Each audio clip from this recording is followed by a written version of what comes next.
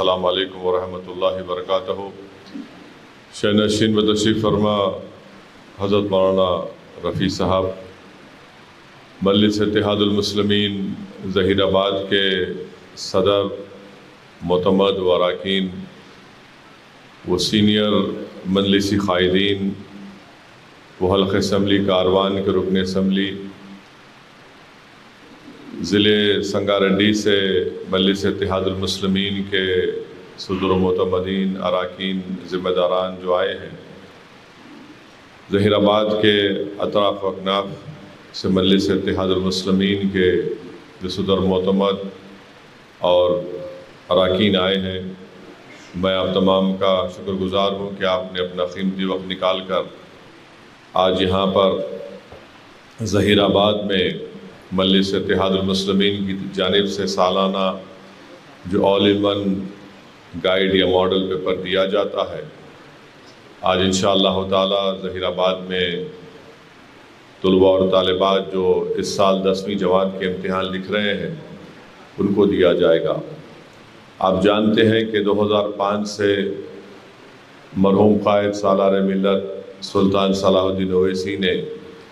Scheme کا آغاز کیا تھا، اور آج الحمدللہ بڑی کامیابی کے ساتھ یہ اسکیم چل رہی ہے۔ اس سال بھی مجلس اتحاد المسلمین کی جانب سے 8000 آل ان ون پورے ریاست تلنگانہ میں ان طلباء اور طالبات کو دیا جائے گا جو گورنمنٹ کے اردو میڈیم سکول یا مدارس میں پڑھ رہے ہیں، اور یہ 8000 جو آل ان ون مجلس اتحاد المسلمین کی جانب سے جس کو پرنٹ کیا گیا، چھپایا گیا، اس کی لاگت 23,65,000 کے قریب ہوئی ہے، اور 8000 آل ان ون چھپا کر تلنگانہ کے مختلف اردو سکولز میں، مدارس میں پڑھنے والے 10ویں جماعت کے طلباء اور طالبات میں اس کو دیا جا رہا ہے۔ تو میں امید کرتا ہوں کہ ہمارے طلباء اور طالبات اور گورنمنٹ اردو میڈیم مدارس کے جو اساتذہ ہیں، ہیڈ ماسٹر ہیں، ذمہ دار ہیں، وہ اس کا اچھا فائدہ اٹھائیں گے۔ اور مجلس اتحاد المسلمین کا مقصد ایک ہی ہے کہ گورنمنٹ کے جو اردو میڈیم کے سکولز ہیں اس میں جو طلباء اور طالبات پڑھتے ہیں 100% ان کا تعلق غریب گھرانوں سے ہوتا ہے۔ تو مجلس کی کوشش یہی ہے کہ ان سکولوں میں پڑھنے والے غریب افراد خاندان کی اولاد ہیں وہ اپنی 10ویں جماعت کی تعلیم کو مکمل کریں، اچھے نمبرات سے وہ اس امتحان میں کامیاب ہوں، اور وہ اپنی تعلیم ترک نہ کریں، بلکہ 10ویں جماعت میں کامیابی حاصل کر امتحان میں کامیابی حاصل کرنے کے بعد وہ انٹر میں ایڈمیشن لیں، ان کی جو پسند ہے اس کے لحاظ سے اس فیکلٹی میں ایڈمیشن لے کر وہ انٹر کی تعلیم کو مکمل کریں، اور پھر اس کے بعد وہ پروفیشنل کورسز میں اگر ان کو شوق ہے اس میں جائیں، یا پھر ڈگری اور گریجویشن کے ذریعے سے اپنی تعلیم کو مکمل کریں۔ مجلس یہی چاہتی ہے کہ ہمارے وطن عزیز میں جو مسلمان، دلت، آدیواسی ہیں جو یقیناً کمزور ہیں اور سیاسی طور پر بھی کمزور ہیں، تعلیمی طور پر بھی کمزور ہے، اقتصادی طور پر بھی کمزور ہے، تو مجلس کی بارہا یہی کوشش رہی ہے اور مستقبل میں بھی یہی کوشش ہماری رہے گی کہ ان کمزور طبقات کو، خاص طور سے مسلم اقلیت کو طاقتور بنایا جائے، اور طاقتور بنانے کا ایک بہترین طریقہ یہ ہے کہ ہم ان نونہالوں کو علم کے زیور سے آراستہ کریں۔ ہم نے اور آپ نے علماء کرام کے زبان مبارک سے سنا کہ اللہ کے رسول صلی اللہ علیہ وسلم کی مشہور حدیث شریف کہ رسول اللہ صلی اللہ علیہ وسلم نے ارشاد فرمایا کہ چین بھی جانا پڑے تو آپ چین کو بھی جا کر علم حاصل کرو۔ علماء کرام نے حدیث شریف کے سلسلے میں بتایا کہ اگر ہم کو علم کے حاصل کرنے میں حصول کے لیے کٹھن راہوں سے گزرنا پڑے، مشکلات کا سامنا کرنا پڑے، تب بھی ہم ان کٹھن راہوں سے گزریں، مشکلات اٹھائیں، قربانیاں دیں، تاکہ ہم علم جو حاصل کرتے ہیں تو اس سے نہ صرف اس علم حاصل کرنے والے شخص کو فائدہ ہوتا ہے بلکہ اس کے گھر میں جہالت کا خاتمہ ہوتا ہے، وہ پورا گھر باشعور بنتا ہے، اور پھر اس سے نہ صرف وہ گھر طاقتور ہوتا ہے بلکہ آنے والی نسلیں بھی اس سے فائدہ اٹھاتی ہیں۔ میرے عزیز دوستوں اور بزرگوں، اللہ سبحانہ و تعالیٰ نے رسول اللہ صلی اللہ علیہ وسلم کو یہ کہا، قرآن شریف میں آیا کہ آپ مجھ سے علم کی زیادتی طلب کریے، کہ قل ربی زدنی علما۔ اب آپ اندازہ لگائیے کہ اللہ محمد مصطفیٰ صلی اللہ علیہ وسلم سے یہ کہہ رہا ہے کہ آپ مجھ سے علم کی زیادتی طلب کریے۔ تو میرے عزیز دوستوں اور بزرگوں، یہ ہم تمام کی ذمہ داری ہے کہ ہم اپنی اولاد کو علم کے زیور سے آراستہ کریں۔ اور علماء کرام نے حضرت سلیمان علیہ السلام کا وہ مشہور واقعہ آپ نے سنا ہوگا کہ جب حضرت سلیمان علیہ السلام سے پوچھا گیا کہ کیا آپ بادشاہت چاہتے ہیں یا دولت چاہتے ہیں یا علم چاہتے ہیں، تو حضرت سلیمان علیہ السلام نے کہا کہ اللہ مجھے علم دے دے، اور اللہ نے اس علم کی برکت سے ان کو دولت بھی دی اور بادشاہت بھی دی۔ میں نے کہیں پر پڑھا تھا کہ دو بادشاہوں میں جنگ ہوئی، اور ظاہر ہے جب جنگ ہوتی ہے تو ایک بادشاہ کی کامیابی ایک کی شکست ہوتی ہے۔ جس بادشاہ کی شکست ہوئی اس سے اس فاتح بادشاہ نے پوچھا کہ میں آپ کو آزاد کر دیتا ہوں، آپ کیا کرنا چاہیں گے؟ تو اس شکست خوردہ بادشاہ نے کہا کہ مجھے آپ معلم بنا دیجئے، یعنی مجھے آپ ٹیچر بنا دیجئے۔ تو جو بادشاہ جو جنگ جیتا تھا اس نے مسکرا کر کہا کیوں، کہ آپ دوبارہ بادشاہ بننا چاہتے ہیں؟ تو یاد رکھیے، علم ایک ایسی چیز ہے جو آپ کو نہ صرف کامیاب کرتا ہے بلکہ ہمارے دین کا تقاضا یہ ہے کہ دین ہم سے مطالبہ کرتا ہے، دین اسلام ہم سے مطالبہ کرتا ہے کہ ہم پڑھیں لکھیں۔ قرآن کریم کی جو پہلی آیات اللہ سبحانہ و تعالیٰ نے محمد صلی اللہ علیہ وسلم پر نازل کی، وہ کہتی کہ اقرا، کہ پڑھیے آپ، تو یہ ہم پر آپ پر ضروری ہے کہ ہم اپنی اولاد کو پڑھائیں۔ میری خاص گزارش ہے ہمارے ان طلباء اور طالبات سے کہ وہ اپنی امتحان میں محنت کریں 10ویں جماعت کے لیے۔ یقیناً یہ ہر طالب علم کے لیے ایک بڑا اہم امتحان ہوتا ہے۔ ہم دعا کرتے ہیں کہ اللہ سبحانہ و تعالیٰ آپ کو کامیاب اور کامران کرے، بلکہ نہ صرف اللہ ان کو کامیاب کرے بلکہ اعلیٰ درجات سے اللہ ان کو کامیاب کرے۔ اور میں بار بار کہتا ہوں کہ اگر ان طلباء اور طالبات میں سے کوئی آگے بڑھ کر میڈیسن، ڈاکٹر، انجینئر یا جو کچھ بھی آپ کرنا چاہتے ہیں، کبھی بھی آپ اپنے دل و دماغ میں اس بات کو پیدا ہونے مت دیجیے کہ ہم اردو میڈیم سے پڑھ رہے ہیں۔ میں کئی ایسے طلباء اور طالبات کو دیکھا ہوں اور انشاءاللہ مستقبل میں بھی دیکھوں گا جو 10th اردو میڈیم سے پاس کی اچھے نمبرات سے، انٹر انہوں نے اردو میڈیم سے کیا، اچھے نمبرات سے پاس کر کے وہ نیٹ کوالیفائی ہوئے، میڈیسن ڈاکٹر بن رہے ہیں، انجینئرنگ کر رہے ہیں۔ تو ہرگز یہ مت سمجھیے کہ ہم انگلش میڈیم میں نہیں ہے۔ ضرورت اس بات کی ہے کہ آپ محنت کریں، اخلاص، آپ کی نیتوں میں اخلاص ہو۔ انشاءاللہ تعالیٰ آپ کی نیت یہی ہو کہ اللہ اگر تو مجھے قابل بنائے گا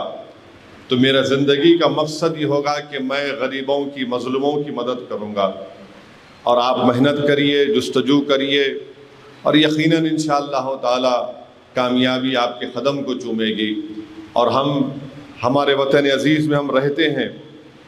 آپ جانتے ہیں کہ یہاں پر تعلیم کے میدان میں مسلمان کتنے پیچھے ہیں۔ آپ کو جان کر تکلیف بھی ہوگی کہ پچھلی حکومت نے ایک سدیر کمیٹی بنائی تھی مسلمانوں کے لیے، اس میں کہا گیا کہ 81% جو مسلمانوں کو تلنگانہ میں 4% کے تحفظات مل رہے ہیں، مانے 14